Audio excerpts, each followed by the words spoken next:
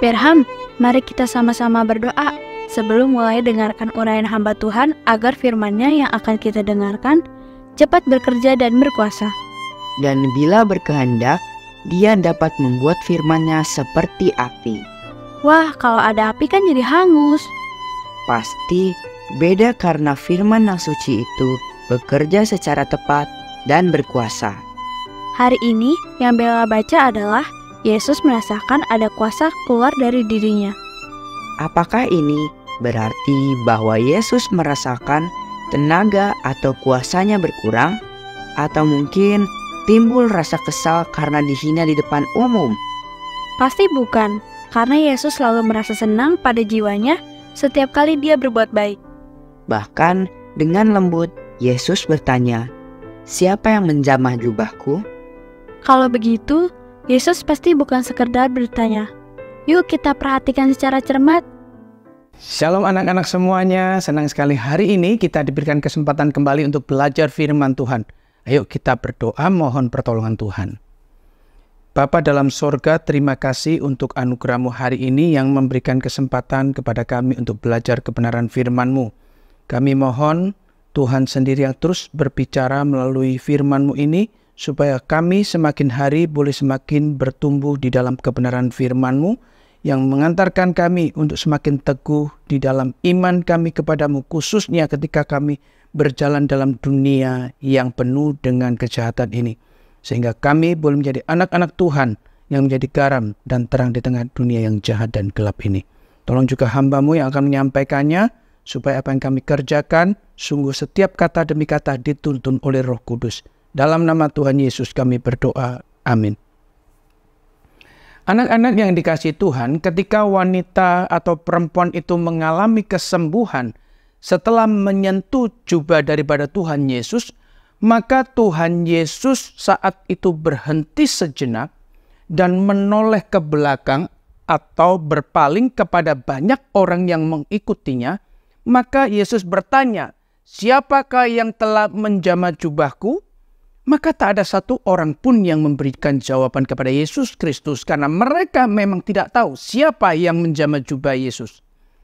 Tetapi muridnya pun menjawab dengan berkata, "Ya lihat, segini banyak orang berdesak-desakan, mana bisa tahu siapa yang menjamah, dan engkau masih bertanya, siapa yang menjamah aku?"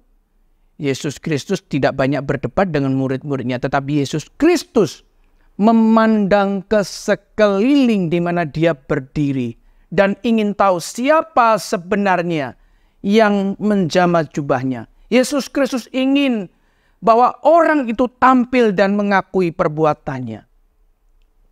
Wanita ini yang mendengar perkataan Yesus Kristus, "Siapa yang menjamah jubahku?" dan melihat Yesus memandang ke sekeliling itu, wanita ini menjadi takut dan gemetar. Dalam keadaan yang takut dan gemetar ini, perempuan ini tidak lari meninggalkan Yesus. Perempuan ini tidak menjauh dari Yesus.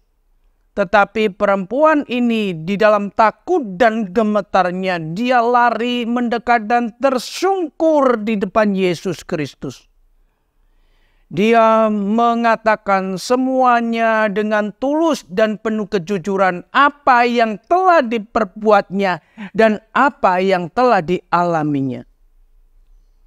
Ketika Yesus Kristus sudah mendengar semua ketulusan dan kejujuran daripada perempuan ini, maka Yesus Kristus mengatakan kepada perempuan itu, "Hai anakku, imanmu telah menyelamatkan engkau.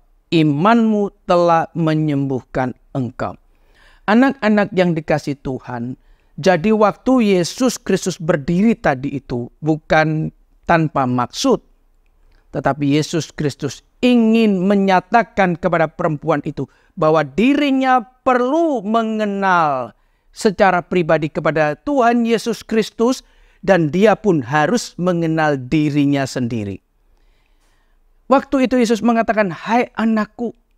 Artinya bahwa hasil dari imannya mendengar berita tentang Yesus, itu membuahkan hasil, yaitu Yesus mengangkat dia menjadi anaknya. Ini adalah hal yang luar biasa, karena statusnya yang dulu itu hanya status hidup di dunia, tetapi sekarang dia statusnya menjadi anak-anak kerajaan surga. Anak-anak yang dikasihi Tuhan, ternyata Yesus tak hanya berhenti sampai di situ saja mengatakan kepada perempuan itu. Dan Yesus Kristus menyambung dengan kalimat, "Pergilah, imanmu telah menyelamatkan engkau, dan sembuhlah dari penyakitmu."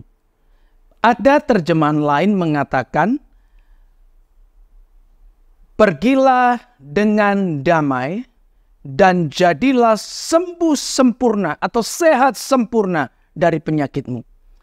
Anak-anak yang dikasihi Tuhan, maksud Yesus saat itu berdiri dan ingin berbicara dengan perempuan itu adalah juga ingin memberitahu bahwa perempuan ini telah memperoleh keselamatan dan telah memperoleh damai yang dari Tuhan. Karena wanita ini ketika mengalami sakit penyakit, hilang damai dalam hidupnya.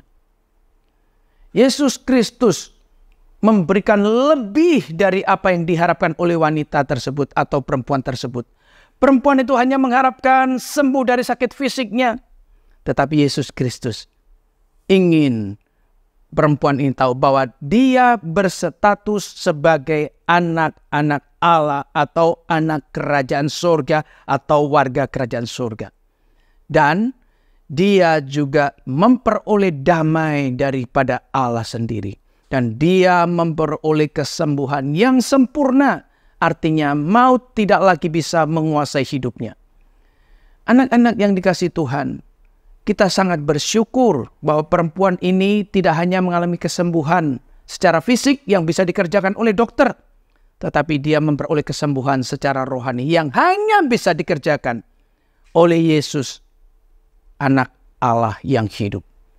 Anak-anak yang dikasihi Tuhan, kita pun sebagai orang-orang, sebagai anak-anak yang percaya kepada Yesus Kristus, yang beriman kepada Yesus Kristus melalui berita-berita firman Allah yang kita dengar, kita pun memperoleh status yang sama dengan perempuan yang mengalami kesembuhan ini, yaitu kita diangkat menjadi anak-anak Allah, kita memperoleh damai sejahtera, kita memperoleh keselamatan, kita juga disembuhkan dari sakit dosa kita.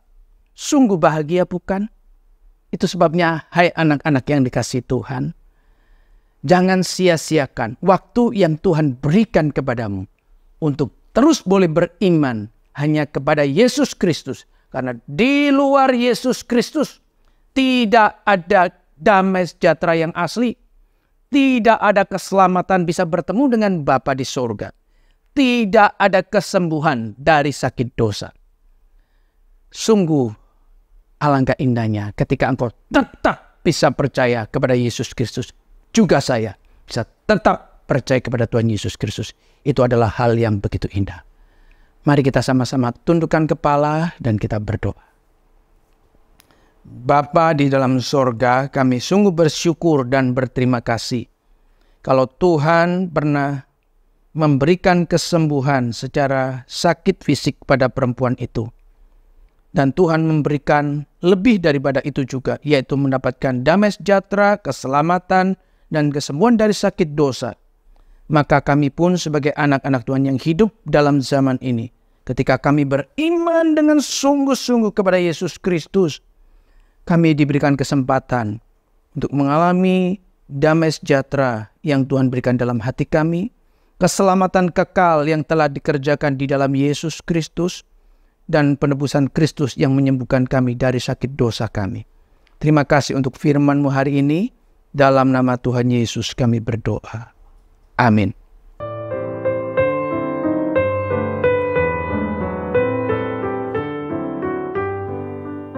Bella, aku sudah pernah dengar wanita yang mengalami pendarahan 12 tahun. Tapi hari ini aku melihat bagaimana pasien Kristus itu merasa gemetar, walau sebenarnya dia mempunyai alasan untuk bergembira. Benar, karena dia sudah sembuh, tapi bukankah seharusnya dia tidak perlu takut? Itulah orang yang mengalami perjumpaan pribadi dengan Kristus. Dia mengetahui sesuatu yang terjadi dengan dirinya dan mendapatkan damainya. Orang itu bisa merendahkan diri dan berserah kepadanya.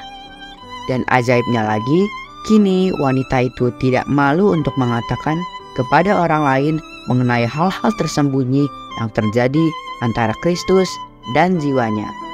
Puji Tuhan, pasti karena anugerahnya yang dinyatakan dalam diri Tuhan Yesus telah dibukakan bagi perempuan itu dan bagi sahabat BDKA.